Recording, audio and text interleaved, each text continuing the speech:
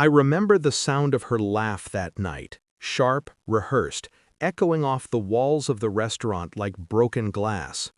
"Don't mind him," she said to her fiancé, smirking. "He's just the admin guy." The room chuckled. She knew exactly what she was doing. Her fiancé turned to me, curious. "Admin where?" I looked at her, the same eyes that once whispered forever, and said one word: headquarters. Silence. Her parents froze. Her fiancé's smile faltered. And for the first time in years, she looked small.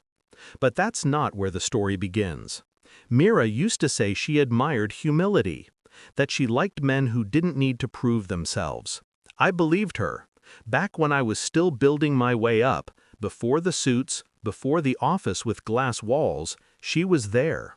We shared cheap coffee, small dreams, and a rented apartment that leaked every monsoon.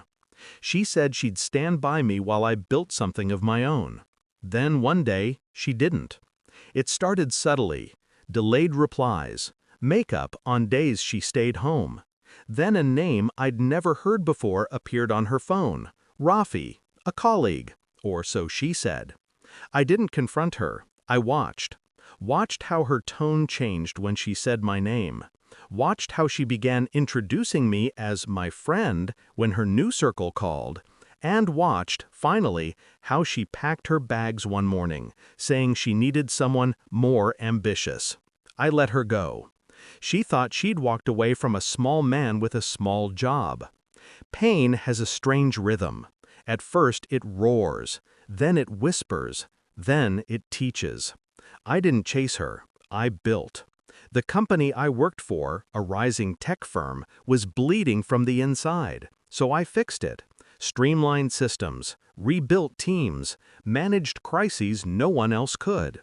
By the time she was posting pictures from beach resorts with her new life, I was sitting across from the board, signing documents that made me Chief Operations Officer.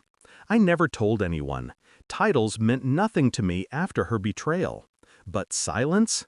Silence could be weaponized. A year later, an email popped up in my inbox. Subject: "You're invited. Mira and Rafi's engagement dinner." I almost laughed. It was addressed to my corporate email. She still thought I worked there, the admin guy in the corner. I RSVP'd. That night, I walked into the hall wearing black, the kind of black that absorbs light. She saw me first. Her eyes widened, then narrowed, then smiled like it meant nothing. "You came," she said, brushing my arm. "Still in the same place, huh?" I smiled back. Something like that. Dinner was predictable. She told stories, loud ones, about how she'd moved on, how Rafi was in corporate leadership. She made sure everyone heard it. Then, as desserts arrived, Rafi turned to me. "So, man, Mira says you work at TechCore, right? What do you do there?" The air tightened.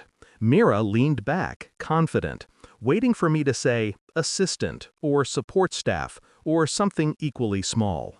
I held his gaze. "One word," I said. "Operations." He frowned. "Like management?"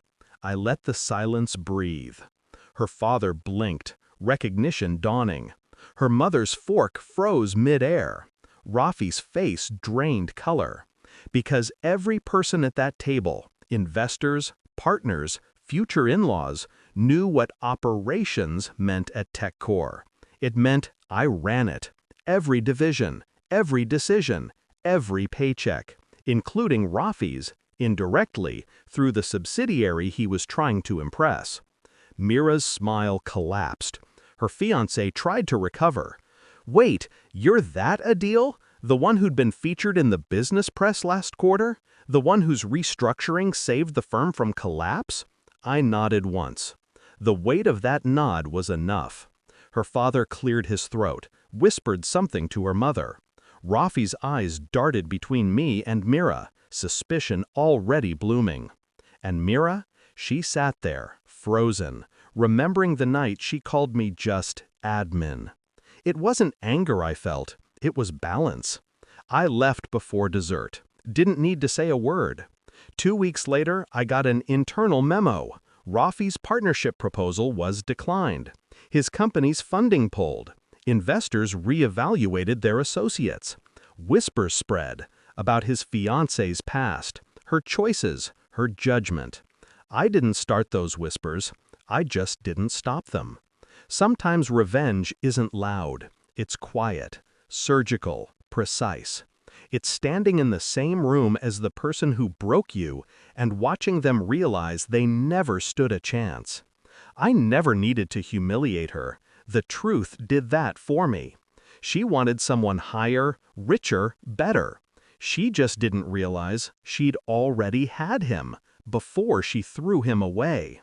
So when people ask why I stayed calm that night, I tell them this: because the most satisfying revenge is simply being everything they said you could never be, and letting them choke on the sight of it.